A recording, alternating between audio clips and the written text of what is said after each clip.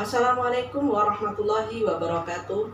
Perkenalkan, nama saya Varian Giraldi dengan NIM 7211419113 yang akan mempresentasikan menggunakan teknologi informasi dalam menjalankan perdagangan elektronik. Yang pertama yaitu perdagangan elektronik atau yang disebut juga dengan e-commerce. E-commerce adalah segala bentuk transaksi perdagangan atau perniagaan barang atau jasa menggunakan media elektronik. Yang selanjutnya yaitu e-commerce di luar batas perusahaan.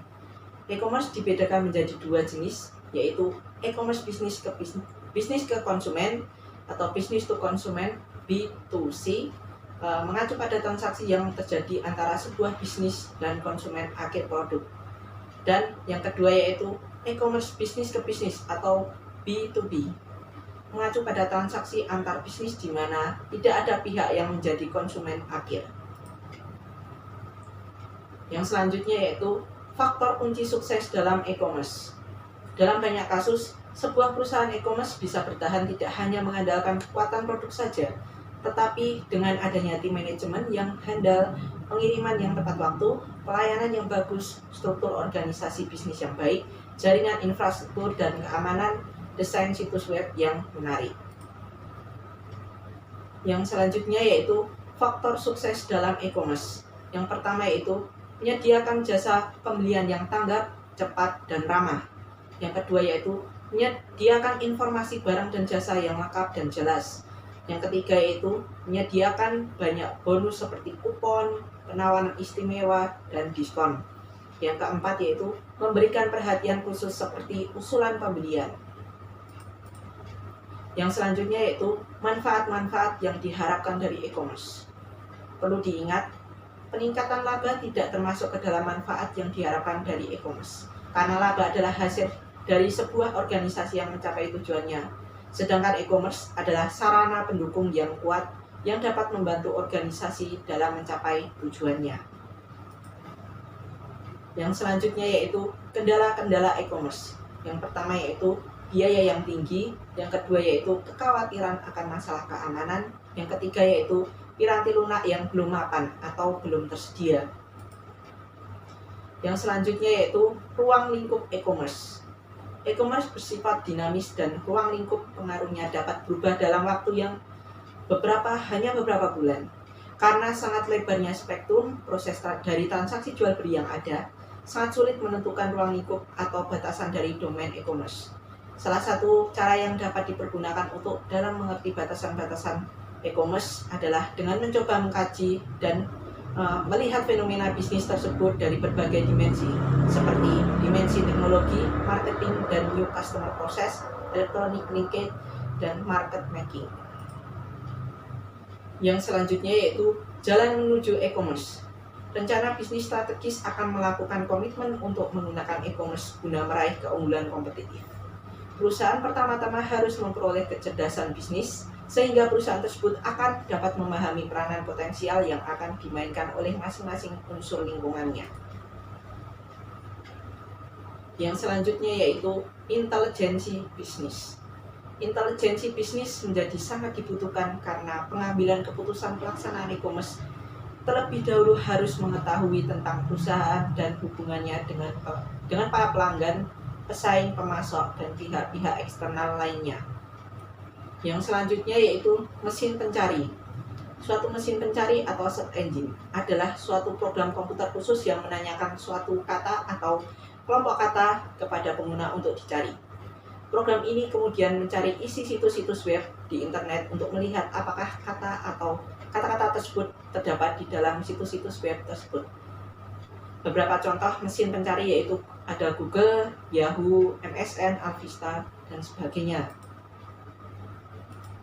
Yang selanjutnya yaitu strategi e-commerce dan sistem interorganisasional.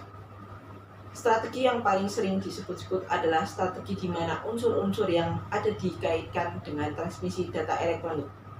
Nama yang diberikan untuk strategi ini adalah sistem interorganisasional. Istilah yang sering kali dipergunakan untuk IOS adalah EDA, yang merupakan singkatan dari Electronic Data Interchange atau pertukaran data elektronik. Pertukaran data elektronik adalah salah satu cara untuk mendapatkan suatu sistem interorganisasional. Yang selanjutnya yaitu sistem interorganisasional.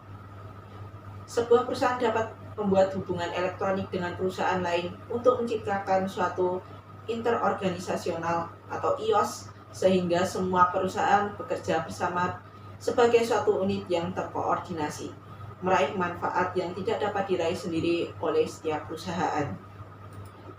Yang selanjutnya yaitu manfaat IOS. Yang pertama yaitu efisiensi komparatif. Dengan bergabung dengan IOS, para sekutu dagang dapat memproduksi barang dan jasa dengan tingkat efisiensi yang lebih tinggi dan selanjutnya memberikan barang dan jasa dengan biaya yang lebih rendah kepada para pelanggannya. Hal ini memberikan kepada para sekutu di dalam IOS keunggulan harga di atas para pesaingnya. Yang selanjutnya yaitu kekuatan penawaran. Kekuatan penawaran adalah kemampuan sebuah perusahaan untuk menyelesaikan perselisihan dengan para pemasok dan pelanggannya demi keuntungan perusahaan itu sendiri. Kekuatan ini diambil dari 3 area dasar. Yang pertama yaitu fitur-fitur produk yang unik. Yang kedua yaitu menurunkan biaya-biaya yang berhubungan dengan penelitian. Yang ketiga yaitu meningkatkan biaya perpindahan. Yang selanjutnya yaitu EDA atau Electronic Data Interchange. Terdiri atas transmisi data langsung komputer ke komputer dalam satu format struktur yang dapat dibaca oleh mesin. EDA sangat penting karena memfasilitasi sebagian besar mayoritas perdagangan B2B. EDA adalah implementasi domain dari suatu IOS. Yang selanjutnya yaitu extranet. Extranet adalah cara lain dari membuat suatu IOS. Cara ini memungkinkan dibagikannya informasi berbasis komputer yang dengan perusahaan lain dengan menggunakan teknologi informasi yang pada umumnya dihubungkan dengan internet. Keamanan dan privasi mendapat perhatian khusus sehingga extranet biasanya diamankan di balik suatu firewall. Yang selanjutnya yaitu sekutu-sekutu bisnis proaktif dan reaktif. Sponsor IOS pada umumnya mengambil pendekatan proaktif, merangsang minat akan IOS dan mendorong partisipasi di dalam jaringan. Sedangkan para partisipan pada umumnya merespon dengan cara yang reaktif, menerima atau menolak penawaran sponsor untuk menerapkan IOS. Yang selanjutnya yaitu pengaruh penerapan. Yang pertama yaitu tekanan kompetitif. Ketika perusahaan berada dalam suatu posisi yang buruk terhadap para pesaingnya atau ketika asosiasi industri atau perdagangan memberikan tekanan yang kuat, perusahaan akan menerapkan IOS seperti EDA dengan cara yang reaktif. Yang selanjutnya yang kedua yaitu penggunaan kekuasaan.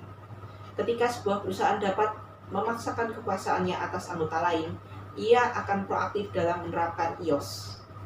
Yang ketiga yaitu kebutuhan internal. Ketika perusahaan sadar bahwa partisipasi dalam IOS merupakan salah satu cara untuk meningkatkan operasinya, perusahaan tersebut akan melakukan pendekatan atas IOS dengan cara yang proaktif. Yang keempat yaitu dukungan manajer puncak. Tanpa melihat apakah perusahaan tersebut bertindak dengan cara yang proaktif maupun reaktif, dukungan manajemen puncak selalu akan mempengaruhi sebuah keputusan. Yang selanjutnya yaitu manfaat-manfaat tidak langsung IOS. Yang pertama yaitu mengurangi kesalahan. Yang kedua yaitu menurunkan biaya. Yang ketiga meningkatkan efisiensi operasional. Yang keempat meningkatkan kemampuan untuk bersaing. Yang kelima memperbaiki hubungan dengan sekutu pedagang. Yang keenam memperbaiki layanan pelanggan. Yang selanjutnya yaitu strategi B2C untuk e-commerce. Yang pertama yaitu produk-produk digital. Beberapa produk jasa tertentu dapat dikirimkan kepada pelanggan melalui internet.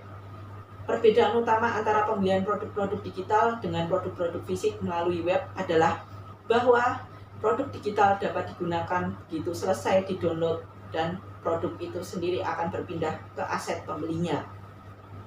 Contohnya yaitu saat customer membeli e-book, maka e-book tersebut langsung masuk ke dalam komputer customer. Customer hanya mengunduh e-book. Sebelum mengunduh, customer wajib untuk membayarkan jumlah nominal yang tertera untuk membeli e-book tersebut. Yang selanjutnya yaitu produk-produk fisik. Barang-barang fisik tidak dapat dikonsumsi melalui web. Sebagai gantinya, harus dikirimkan ke pelanggan, sebagaimana yang dihadapi oleh perusahaan-perusahaan yang disebut perusahaan katalog. Pesanan penjualan dapat diambil alih oleh web, namun pengiriman barang harus dilakukan, biasanya melalui pos paket. Yang selanjutnya yaitu penjualan maya versus campuran. Penjualan maya atau virtual sales adalah penjualan oleh perusahaan yang tidak mengoperasikan tempat penjualan fisik atau toko. Sedangkan penjualan campuran terjadi ketika perusahaan memiliki tempat berjualan secara fisik dan situs web. Kedua strategi penjualan ini perlu menginformasikan biaya dan fitur produk kepada pelanggan, mengatur pembayaran pelanggan, dan menghasilkan pengiriman produk. Yang selanjutnya yaitu peran elektronik bagi pemerintahan. Pengguna teknologi informasi oleh pemerintah untuk memberikan informasi dan pelayanan bagi warganya, urusan bisnis, serta hal-hal lain yang berkenaan dengan pemerintahan. Pemerintah juga dapat mengambil manfaat dari e-commerce ini. Yang selanjutnya yaitu langkah e-commerce berikutnya. Langkah e-commerce berikutnya ada dua, yaitu perdagangan bergerak dan nirkabel berkelas bisnis di semua tempat. Yang selanjutnya yaitu menggunakan internet, World Wide Web, atau yang disingkat dengan WWW. Pada tahun 1989, Tim Berners-Lee, seorang ilmuwan komputer yang bekerja di CERN, menemukan cara yang lebih baik bagi fisikawan untuk saling berkomunikasi. Ide ini adalah menggunakan hypertext dokumen untuk elektronik yang saling terkait. Ide ini menjadi kenyataan pada pertengahan tahun 1992 dalam bentuk WWW. Ia juga memungkinkan dikirimkannya hipermedia multimedia yang terdiri dari teks, grafik, audio, dan video melalui WWW. Yang selanjutnya yaitu, apa sih WWW itu? Nah, WWW atau World Wide Web adalah informasi yang dapat diakses melalui internet di mana dokumen-dokumen hypermedia disimpan dan kemudian diambil dengan cara-cara yang menggunakan metode penentuan alamat yang unik. Sekian dari saya, apabila masih ada kekurangan, mohon maaf yang sebesar-besarnya. Wassalamualaikum warahmatullahi wabarakatuh.